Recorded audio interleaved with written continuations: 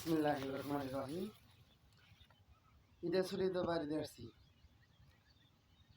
আমাদের বাড়িতে কয়টা গরু ছিল, গরু ঘাস কাটতে গিয়ে একেবারে কাবু হয়ে গেছে। ঘাস কিলানোর মতো সময় পায় না আমরা, এই জন্য আমি ঘাস কাটার জন্য আসলাম। ঘাস লেগে থেকে গেছিলাম 1 মাস আগে, নির্বাচনের ছুটির সময়। কিন্তু এখন আসছে দেখতেছে ঘাসের অবস্থা খুব ভালো, ঘাসের চেহারা সেই সুন্দর হয়েছে, সার দেওয়া হয়েছে। এখন এই বড় এগুলা বড় হয়ে গেছে। এই বড় ঘাস দিলে কেটে আমি গরু খিলাম, আর এগুলা ঘাস দিলে এই গোড়া পিছা হয়ে গেছে, ঘাস সহজে পারে না। এতদিন তো 2 দিন কাটা পড়লি, কিন্তু এখন 1 কাটাও পড়েনি। কিন্তু ঘাসগুলো কাটতেছি বলে। কিন্তু এই যে আমরা যারা চাকরি করি, চাকরিজীবী মানুষের জন্য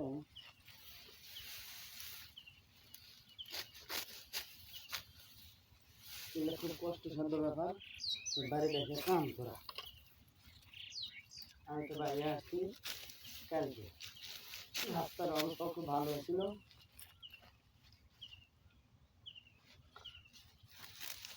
দুপুর 12টার দিকে গাড়ি করছি, একদম সন্ধ্যের আগে বাড়ি পৌঁছে গেছি। তিনটা দিন বাড়ি দিয়ে গেছি।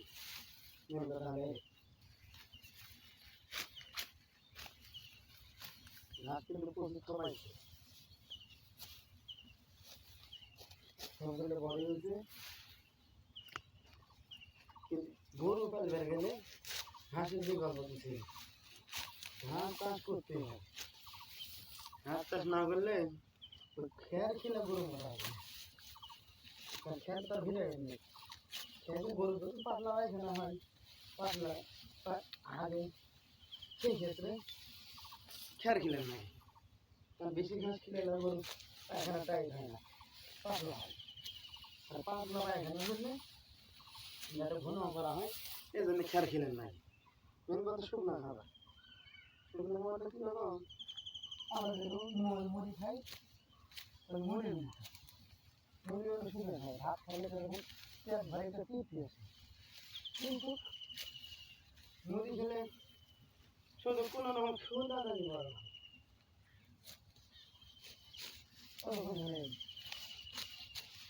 কিন্তু আমরা যারা চিন্তা ভাবনা করি যে ভাই চাকরি করা চাইতে ব্যবসা করা ভালো, খাবার করা ভালো, উদ্যোক্তা হওয়া ভালো।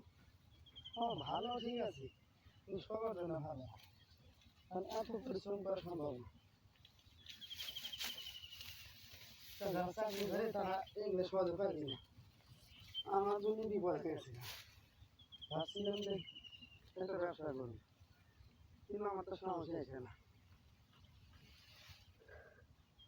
যেখানে ব্যবসা করতে গেলে সাহসের দরকার, আর ব্যবসার মধ্যে অর্ধেক হলে সাহস। মানুষের উৎসাহ দিব না, কিন্তু আমার তো ওই উৎসাহ কেউ দেয়নি। সবারই একটা কথা, চাকরি ভালো। আসলে চাকরি কিন্তু হিসেব করে হলে চাকরি বেশি। এই যে সকালে ঘুম থেকে উঠে গরু বাড়িতে বাইর করো, খেয়ার খাও, ঘাস কেটে নিয়ে এসো, সেই ঘাস খিলাও,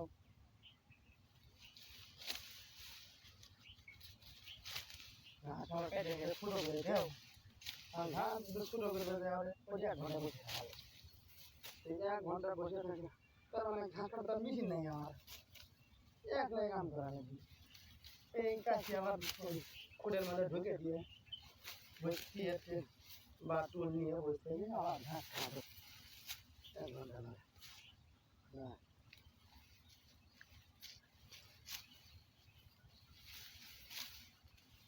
এই যে ঘাস খেয়ে গেছি, এই করতে কি সময় করে যাবি, সবাই এখন চার হয়ে যাবে।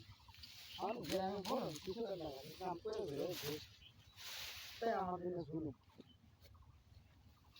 কিন্তু ধরুন কি ব্যবসাটা আমি করে যদি চাই, উদ্যোক্তা কোনো হবে দিতে, কিন্তু ধীরে ধীরে শুরু করা লাগে। সরাসরি চাকরি বাড়িতে এদের মধ্যে আমাদের ঢুকে, তাহলে আমার জন্য আরো ক্ষতি করে। কারণ মাস গেলে আমি আবার আমাদের ভালো দিই, খাওয়া খরচা দিয়ে তাও ঘরে ঠিক আমাদের গ্রামে গেলে ঠিক হতে পারে না। তা প্রথম 2 বছর তো আমার লাভ হয়েছে। একটা ব্যবসা করে গেলে আমি যে বেতন পাই 10 লক্ষ টাকা ক্যাশ খাটাইও এই পরিমাণ ইনকাম করার কারণ সংসারে খরচ চাইলে 10,000 টাকা মাসে রাখা বর্তমান বাজারে ক্যাশ ছাড়া ব্যবসা করা খুব কঠিন। কারণ এই 10,000 টাকা মাসে ইনকাম করতে গেলে আমার ক্যাশ হারানো ওরকম অনেক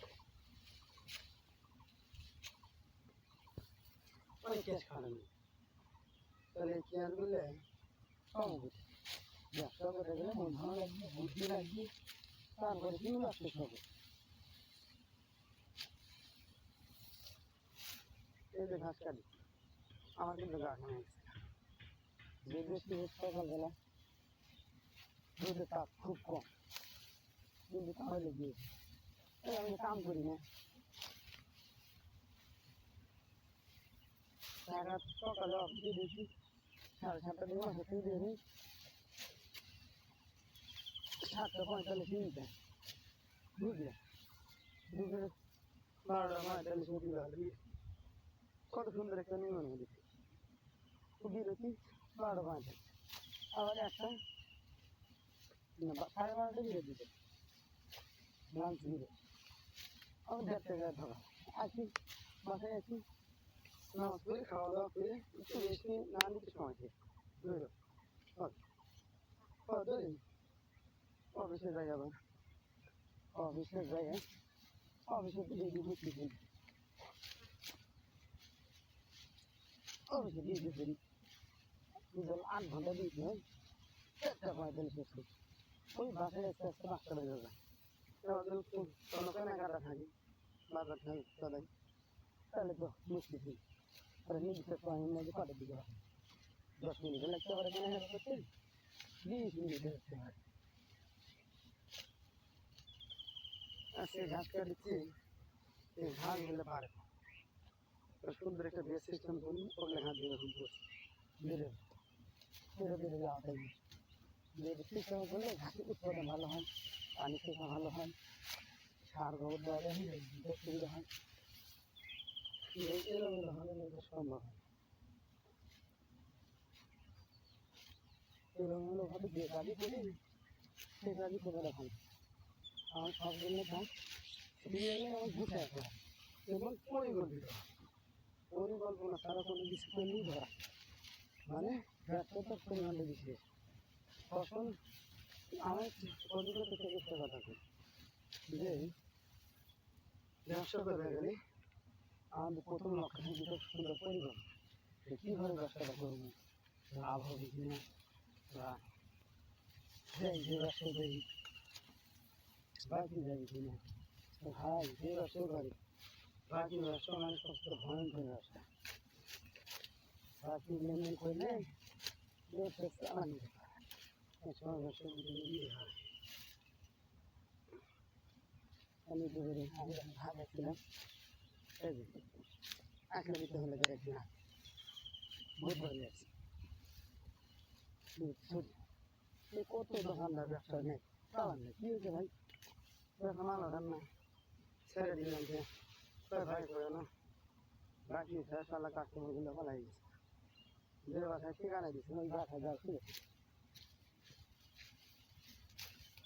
পরিশ্রম করলেই সফলতা আসে না সবাই ভালো পরিশ্রম করলেই সফল পরিশ্রম করলে সফলতা কি বুদ্ধি ফেরা পরিশ্রম তাহলে কিন্তু সফলতা আসবে এলোমেলো ভাবে কোনো জায়গায় সফলতা নেই।